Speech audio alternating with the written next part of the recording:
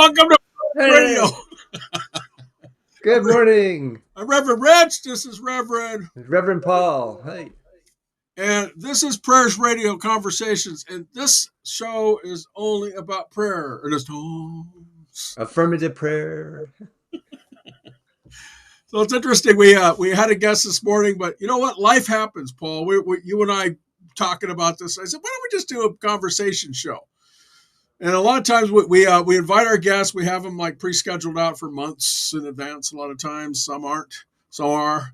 But what happens is that life happens a lot of times. And when life happens, what do? Well, you adjust. You just say, okay, this just happened to me, and I don't know what I'm doing or why. But I'm going to have Paul pray us in because I just talked a lot, and he needs to talk more. And when life happens, what do? We go into prayer. So I invite you to close your eyes right here, right now. And as we close our eyes, it's a reminder that all the power that there is starts from within. And know with me that there is that one power, that one presence, that one life, that one mind, that one heart, beating through, in, and as all of creation. It is the sunshine warm on our face. It's that gentle breeze going by. It's that small fledgling hopping to the edge of its nest, unfurling its wings and taking its first flight. This is the divine through, in, and as everything. And as I know it's true for that fledgling, I know it's true for Rich and myself and our audience right here, right now, that the divine is working itself through, in, and as each one of us, perfectly individualized of who we are. And we get to choose that at every moment, every instant. And so knowing that, I just invoke the divine spirit within each one of us. Invoke that divine consciousness of who we are right here and right now. Letting the show open up to all the infinite possibilities that spirit is. And knowing that it is going to be perfect. It is perfect. It is now perfect. And I just release it, let it go, and so it is. So it is. Wonderfully done. Well, we are having a pre-conversation, which we now call the green room, because one of our guests said, oh, it's the green room. And I'm like, Paul goes, it's now the green room. It's the green room. So the reason why I bring that up is because a lot of times we have guests on and they're thinking, oh, we're just going to throw you on there. You're going to be going, no. One of the biggest challenges people have, I said challenges and not fear, that people have is that, they're afraid of public speaking or being put out there. A lot of times we tell people that are on our show that, you have the option to, listen to it beforehand before we could, but the live show is going to be live, but we are live and, this is fun. Every guest we've had said it's been fun. What do you think, Paul? You ever guess? I mean, there's some intimidation at first, and that's only in their head. But once we can relax and know into spirit, then that takes over. It's fun doing this show. We just have a good time. I mean, what is this, show 48? Oh my God. Yeah. And since we had a last minute cancellation today, we thought we'd just be talking about our own questions and posing them to one another. Like, how does spirit show up? How does prayer show up? What's the manifestation that we both have? And as we share that with you, then other people viewing our show will be less intimidated and more welcoming to come on. What do you think, Rich? I think too that the process of having reverends and practitioners on, which we basically do science of mind practitioners and reverends only, because we want to make sure that the show stays with that, because that's what we are, that's what we do. The takeaway is that when you're invited on the show, it's we send you over the questions already, which are all about prayer and all about what we're going to talk about, and then we ad-lib a little bit of it. Actually, we ad-lib a lot of it, don't we, Paul? They're like, oh, we already asked that. Well, on the side, you asked that question a different way, and you answered it a different way. The interesting part, I think, that we have is that when the questions are asked, we make sure that what the questions are ahead of time, and we actually send a video that has those questions and us asking it, so you're not going, oh God, what am I doing? As a reverend, you're out there talking to people, you're out there speaking with them. Not every reverend talks in front of a pulpit or if you will, anything. Some of our guests have actually had their own shows, where they actually don't have a live giant audience or a place that they physically go to. And now in the 21st century, with the advent of Zoom and all these other things that are going on, the whole gamut of how philosophy and speech and church, even we had our guest before that was on Toastmasters, and I said, well, I've been on Toastmasters since 2021.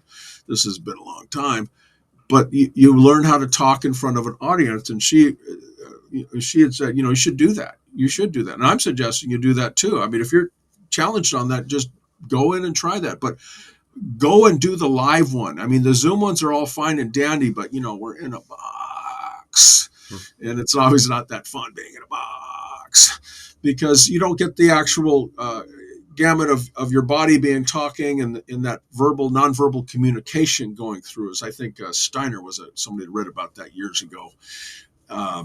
That she talked about nonverbal communications and how you present your body and your mind out to the public, and then people make judgments on you within the first few seconds, just how you're dressed and how you look and how you talk.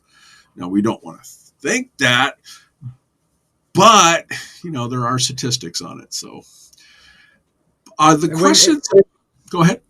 And when you come on the show, it's a good opportunity for you to say yes to spirit. Because if we're all in the one mind, which we are, then we are all individualizing that one mind perfectly. And this is a good opportunity to come on just to put aside any of the doubts, the fears, and bring spirit into it more. You also have to look at it too, is that if you're in this philosophy and you're trying to talk at other centers or other places of worship, that it allows you to sort of give them a calling card. Hey, I was on this show.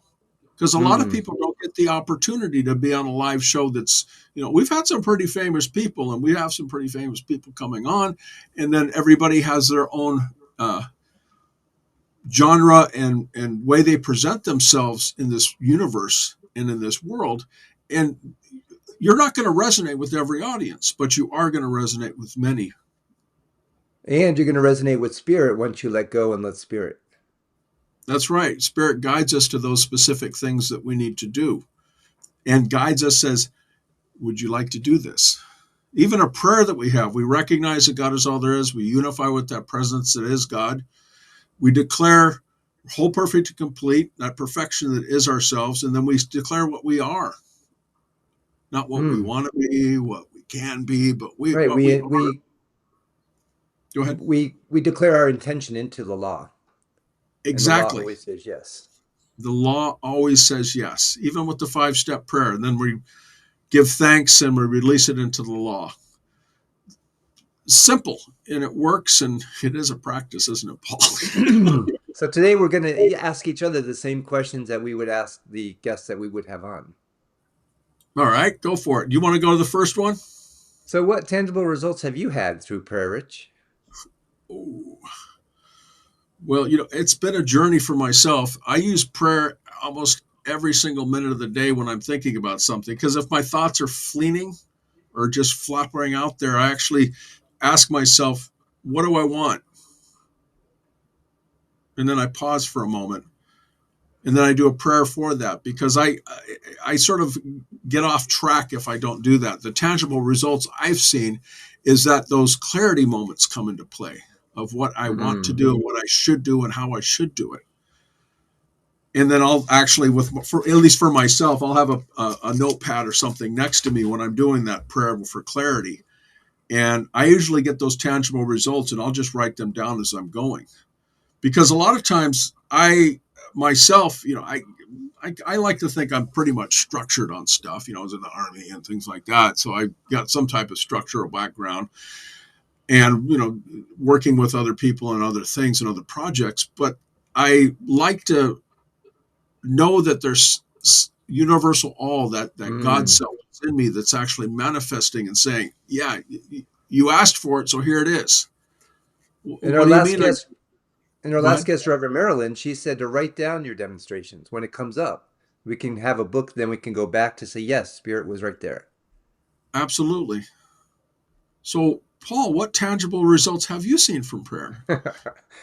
Well, this is interesting. I have an older brother I reached out to a few times, and he wasn't responding. And so my partner and I went into prayer knowing that he would respond. But the time we finished the prayer, he had called me up, and not just called me up. I'm like, "Hey, Gare, what's up?" He's like, "Oh, I'm sorry. I butt dialed you. I didn't mean to." Now, did he really mean to, or was that prayer coming through? For me, that was a tangible result of the prayer we just spoke. Even though he thought it was a butt dial, that was spirit getting in there and saying, "This is it. This is what you wanted." It was Hmm. perfect. I like that. You actually put it out to the universe, and that's the tangible result that you got. And we know it as Now spirit. They may know it as a butt dial. that works. The one of the interesting things that we have to that I at least I'm looking at when we're asking these questions is that you come with your original self. I mean, Paul just we asked the question, it came into his mind. Oh, this would be tangible. This would be result oriented. I'm I'm when I'm doing things, I'm sort of like, well, what do I want to accomplish? So that's sort of that boom boom boom mind, and then even with spirit stuff, the butt dial comes into play because a lot of times people won't understand that prayer that's manifested and how it Hmm. manifests. Oh, it was just happenstance. Well, everything is within the mind of God. True. Right. And they say coincidences are co-creating the incident. So you and spirit are the one. Ooh, that's a tweetable moment, right? Yeah. So yes, what everything's coincidence, but it's co-creating the incident with spirit.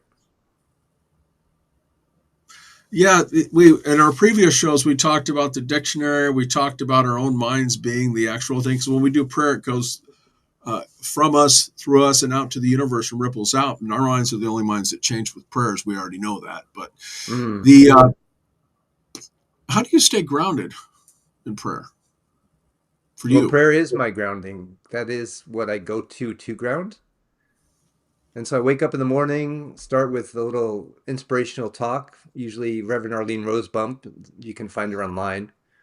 A little meditation, starting my day, knowing that everything is being perfectly projected forward, that everything Mm. that I'm doing, saying, feeling, being is spirit guiding me.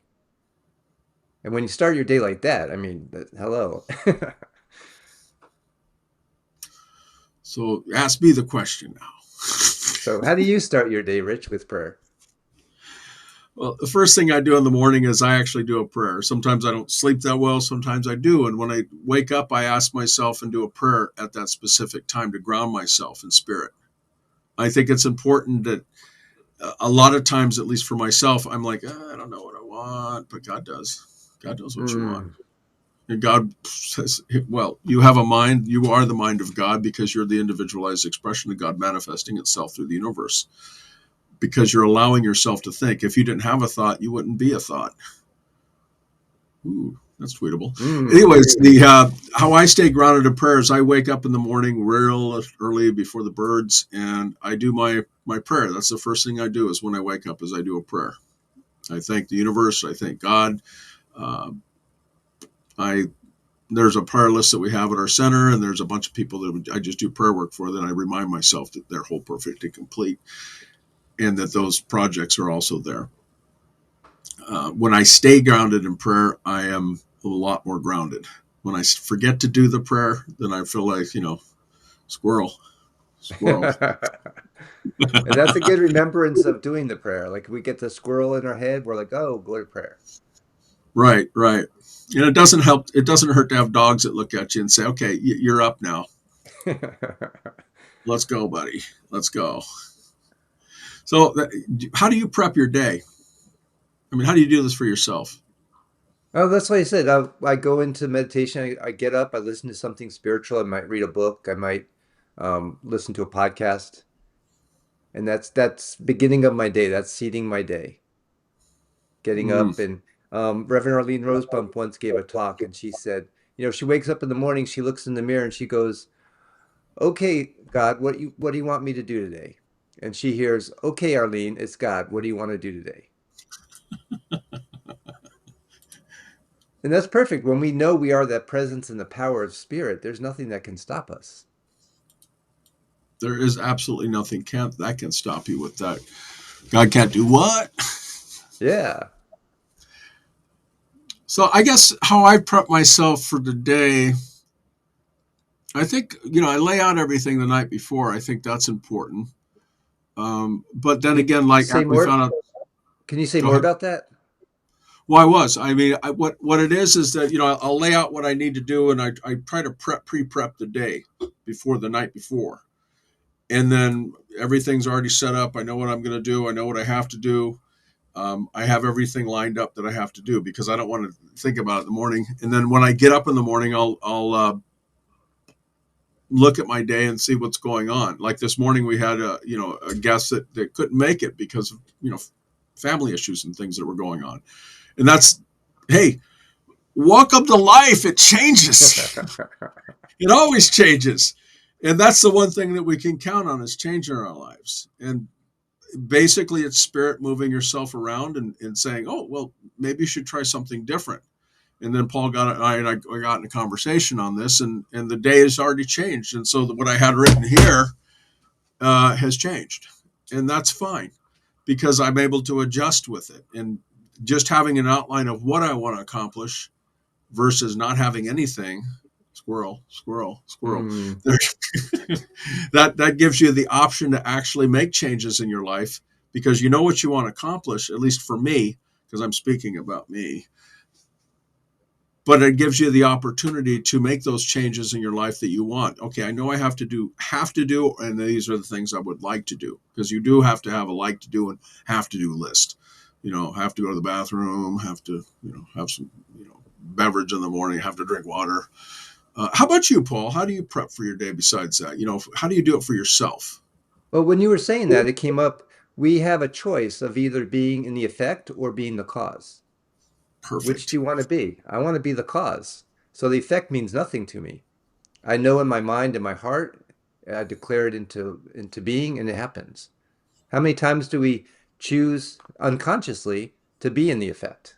And then how do we get out of that? How would you get out of that, Rich, if you're in the effect? Well, the thing I have to look at is that when I get in that spot where my brain is just like going, I have some challenges or I'm running old scripts. We've Mm. heard of those old scripts that we all run that, oh, okay, you have to do this and oh, this person said that and I have to snap that. I have to step back a minute. I have to step back and say, is that serving me? Mm. Is that serving everybody around me? Is that serving what I'm trying to accomplish in my world? So I did that answer your question or am I just Yeah, yeah, that's perfect. okay? So what when you have those triggers yourself or challenges, what do you do? Oh, I might have a tantrum, but then I go into prayer. I may show that ego part of me that may rise up more, and then I'm more aware of it as it's rising up. Oh, this isn't who I What do you mean you're human? am. Exactly. Especially when one's driving a car and you Oh see the yeah. other people that aren't driving the way you want them to drive. And they may be in a hurry. They may be something that you don't know what's going on in their life, and just let it be. And Hmm. just making somebody else's day with that may be the whole turning point for their day. Letting So somebody you cut adjust, in between. yeah, you adjust your day for it. You adjust what you're thinking about. I think Jim said when he was on Jim Terrell, he said, if he goes by and he says maybe they need to go somewhere faster, or maybe they need to have a better blessed day, or Hmm. God bless them on their journey. We all have the, it's no. That's a script or something that's going in your head. Okay. I was driving traffic last night. Same thing. The people just going by and, I think they're watching Nintendo or something. You remember Nintendo, the Mario Karts? I'm like, dude, this is like the actual thing. But go on with what you're saying. I sort of jumped off on the subject there. Yeah, even if you're stuck in traffic. Like a few weeks ago, we were stuck in a flood on Route 101 here. And so instead of getting really angst, which we started to do, we thought we have this beautiful time together to talk about stuff. Let's talk Mm, about things. And that was beautiful because that was spirit for me giving us this downtime now to talk and communicate better. I Every think that's moment is a moment in spirit. Every moment is an opportunity to connect. And even if you're connected, you can reconnect, you can connect deeper. So that goes back to the philosophy where it is change your mind, change your life. Yeah, change your mind, change your thinking, your life changes. Everything that you think and feel is out picturing perfectly. If you take a snapshot of where you are now, that's exactly what you were feeling before. There's I don't know if a lot of our audience probably does some type of goals or journaling where they write down what they want to accomplish. I know some people do like dream boards where they, take Mm, pictures of things they want or off the internet, they put it on there. Our previous guest talked about mental equivalence, mm. and that mental equivalence, uh, you know, if you're not focusing on what you do want, then the universe will provide you something you don't want because you Right, didn't choose it. exactly. So yeah, that's something that you should look at as I wrote that in my book, The Default Prayer, and I was like, oh, okay, this makes sense. But if you don't do something, somebody will give you something to do or make sure you do something, whether it's that we talked about the monk on the mountain and stuff. That person's going through all sorts of different places, but he physically doesn't go anywhere because he's chosen to meditate there and stay there, but in his mind he's going everywhere. You make a choice of what you want to have. You make a choice of how you're doing it. And that's what this whole talk that we're having is about, the talk that we're having, and when we actually ask people questions. um So how have your prayers evolved over time, Rich? oh, uh, yeah, I've talked about the different philosophies that I've in, or some of them. I really haven't talked about all of them because we all go. Went through my experimentation period on this stuff to find out Mm, what I found that works and doesn't work. And then I went to Reverend Peggy Bassett's church over in Huntington Beach for a little bit, and then I went to the service and I found out they have chaplains that have all these different types of philosophies that they're open to, because everybody's different philosophies in our country, or you have a different belief system, whether you're spiritual or otherwise. And I went through that path to find it out and tested a lot of different philosophy, and I found good in all of them, to be quite frank. mm. um, what was the question? Your evolving prayers, how have they evolved over time? I asked that because some of our audience thinks, oh, we can't, there's not a mistake, it's just give me some clarity. Mm, So the clarity is that what I got is that over time I found that, at least for me, science of mind actually allows me to be any of those philosophies or use any of those philosophies and still live in principle, which we are based on principles. There's no dogma and creed inside of the philosophy. And over time it evolved to the point where I found the best of everything that I want to use, and I use those things. I apply prayer in every aspect of my life, so it's changed. There was a time in my life where I was in a bunker or inside of a place where I couldn't go anywhere. I'm not going to go into that. You can read my book. When I was in the service, and I clicked my heels 3 times. There's no place like home. That didn't work. I begged God. That didn't work. And finally, I just surrendered and said, "Okay, where are mm. we going? Where are we going? Nothing I can do about this." So, take me now, that type of thing where you're just like, okay, whatever. And then at least for myself, I got to a point where my prayer evolved where I'm like, no, I have a choice to do that. I have a choice to allow myself to release it into law, not being living in expectation or expectancy, but knowing that Mm, the universe will actually take care of those things that I have no control over and will give me the highest and greatest good. Now, the universe does not know at all what no is. It just hears you. Oh, you want this because you're bringing it. Because at least for my mind, when I actually do a prayer, I have to realize that I have to realize what I don't want to actually realize what I do want. But I try to leave that mm, don't want step out there because I'm manifesting that in my mind, and then I'm putting in the do want in there already. mm. So if I go with what I do want, then I'm not putting the negation part in there. How about yourself, Paul? Well, I grew up Catholic, and we were taught beseeching prayers, like beseeching to God what you want, which is ironic because the master teacher Jesus always said it's done to you as you believe.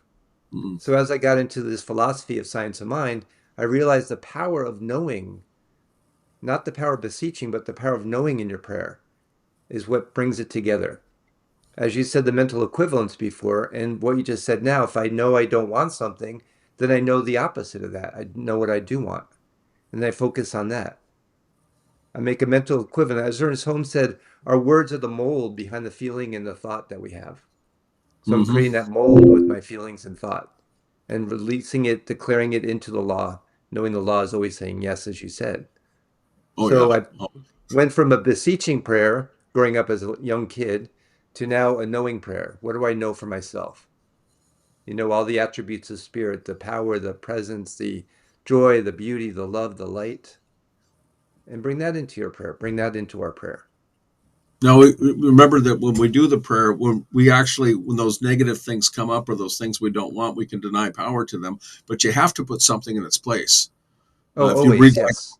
yeah, even if you read psychology books, and I'm not a psychologist, is that you do have to put something in its place. If you take something out, you got to put something back in there. And if you don't know what it is, you could just say, God, fill that space with love and light, or Mm, something that works for you, because it isn't about what we want or what I think that works or what I feel that works. It's a matter of what you and the audience feels that works and knows that works. And then it's a practice. So you're going to keep practicing this and keep trying different ways of actually applying the prayer and working it within your own mind to make sure that mm. that happens the way that you want it, not the way that I want it or Paul wants it or some minister or guru wants it. Arthur Chapman said, "Guru, Yeah. Jew." Uh, if he was a teacher of mine in a different class, but he said, Guru is basically Guru. So you are your own guru, if you will. At least that's my thought of it. What do you think, Paul? Yeah, and then what you said before, when you take something out, you have to replace it. So if I'm taking out fear, what am I going to replace that with? I'm going to replace it with faith. So that's replacement. So okay, I took the fear out. There's an empty vessel now. What can I fill that with? What's the opposite of Mm, fear? Is faith, knowing beyond doubt. And that's wonderful when we can do that for ourselves and then for other people. A lot of times people may come in and I say, well, if you don't know this for yourself, do you know that I know it for you? And they're like, oh, yeah, I know it, that you know it. I said, well, tell you what, let me know it until you can know it for yourself. And that's just enough for them to know it for themselves, knowing the I guess goodness, the wholeness of who we are. yeah, I think Reverend Marilyn said that. Let me hold that truth for you That's until perfect. you. That was a wonderful show on show 47, the most recent one. We're at the 5 minute mark, so we got to shotgun these questions. Is that what Wow, we're 5 minute marking ourselves. I know? How do you explain this philosophy to somebody else, Paul? We're always at choice. As Marilyn said, our last show, a wonderful guest, that this philosophy is a philosophy of empowerment, that we're empowering ourselves by the choices that we make. And knowing that there's something greater than us that we're choosing to know, that greaterness comes back to us. How about yourself, Rich? What would you say to peeps? God as I am, we are.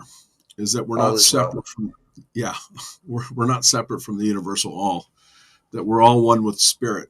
And then if I have I have friends that are chemists and things like that, and they go, well, I don't let. I say, well, isn't everything vibration and movement and universe all colliding? I mean, if it isn't, then it's not being held up by anything. Mm. So if the universe is not being held up by anything, how can you know that it's tangible? And that's where quantum God physics is. perfectly comes in. I can go on that. Don't get Yeah. me on that part. If you want to know more about us, watch us in the show. We talk about those in our previous episodes. Our backgrounds are sort of diverse on that, computers and things like that. What about what's your favorite Ernest Holmes book? Oh my Don't gosh, it say depends. we call you. Depends on the day. Right Yeah. now would be pray without ceasing. Every moment that we have is an opportunity to be in prayer. Hmm. How about I you? always I always go back to Rule 52. That even if you say it is, it is, and if you say it's not, it's not. I always go back to that one because that's the one that resonates with me most of the time. Is that I have the ability to change my mind and to manipulate or believe what I want to believe, and that's what makes us different in this philosophy. Is that you can believe whatever you want. You're right. Everything you Right. think is right. And we're the only animals that can choose regardless of circumstances. I don't know. My dog does not like certain things. He'll leave. But I get what you mean. Yeah, yeah, yeah. Like if we're in a circumstance where we, let's say, don't like it or we're in fear, we have a Mm. choice whether to be in that fear or to step out of that fear. And we're the Now we only animals that can do that. we didn't choose our favorite book. Again, both of us change our minds on these books. You had this thing they call Life, which I like. Ooh, check this out. I haven't read that yet. Yeah, So there's so many different ones that we look at and try to choose and stuff that makes sense. Just when you're on the show, choose what you want, except for the two that we normally say that everybody reads, which we already know you love that one. right. And they love it because it's empowerment. It is powerful. It is very Yeah. powerful. Different results from prayer. We talked about that. How does spiritual mind treatment show up in your life? We talked about that. It showed Uh, up this prayer this morning, getting a guest who we are now the guests of the show. that's because it made sense to do that. And we're like going, well, guess Spirit said no today, or Spirit changed its mind, which makes it sort of good because the show started off as conversations and we talked about everything under the sun. And there's a Mm. lot of changes that we've done. If you watch show one versus this show right now, you're going to see like, whoa, you guys are a little bit more polished. Well, we've been talking a little bit more. That's why we brought And different things. What we're allowing takeaways? spirit to come in. There you go, Paul. What takeaways do you want our audience to take away from the show, Paul? That we're always a choice, regardless. And that there's a higher self to you, a higher-ness we call the law of mind, that you can always think and feel into, and that's always going to respond yes, affirmative. How about you? What Mm, would you want people to take away watching our show? if you're a practitioner or you're a minister, this is your chance to have a calling card if you don't have one or a platform. It allows you Mm. to come on and be yourself. It allows you to say what you want to say about the specific prayer, and then there's somebody out there watching that says, "Hey, I want you to be my prayer practitioner," or "Hey, I want you to be my reverend at my center," or "Hey, I want you to be part of that greater circle that I have at my audience, whatever audience that might be." Or, "Hey, I think it would just be good just to hear a prayer from you." So, because some people Mm. call and ask for prayers from us, a lot of people, and we do a lot of prayers for people, a lot of prayers that you can do, and you can do the prayer yourself. This isn't something where you have to go out and show up to the preacher or the priest or something and do it. This makes you self-sufficient. That this philosophy allows you to be self-sufficient and have your own spirituality. And there is no dogma and creed in it, so you don't have to sit there and bow at the altar somewhere. You can bow at your own altar by putting your hand on your heart. Right. And your consciousness, your awareness is the key to that. Exactly, the conscious awareness, Paul, The conscious awareness. Very nice. because you can be conscious and still not be aware, And but you you can can be be aware aware but not and not be conscious. conscious. Bum, bum, bum. The Reverend so let's. I'm Reverend Rich, Prayers Radio. This is Reverend Paul. Where can they find? Paul, you can find me at iamspiritalive.com. Yeah, yeah. And then we then we say, well, what else do you do? And I'm like, well, I got a computer company and a few other things, and Paul does a few other things, and we all Yeah, but do. We all we're go ahead. right, and we're here for prayer. We're here to understand, to accept, to know, to share. And And that's what it's all. would you like to pray us out, Rich? I will, and I can. And you can. Okay, take it away. Let's come from a place of love, a place of recognition, recognizing that spirit is within all of us. That's as I speak my word of truth, I speak my word of truth for you inside the audience and those listening to the sound of my voice, recognizing that universal presence, that universal mind, that universal spirit is present in all of us. And I unify with that presence, knowing that right now is in everyone. And I declare right now that this show is continuous, constant, and serving and feeding the hearts and minds and souls of people that are in the sound of my voice and rippling out through the universe, knowing that we are one within spirit, we are one within that universal presence that is in all of us. declaring this, knowing this, and accepting this, and knowing this or something better that God has for us right here, right now. I give thanks and I release it into the law of action, knowing it's done. And so it is. And so it is. So join us next time for a fun-filled adventure. Everybody say bye. Say yes to spirit. Say yes.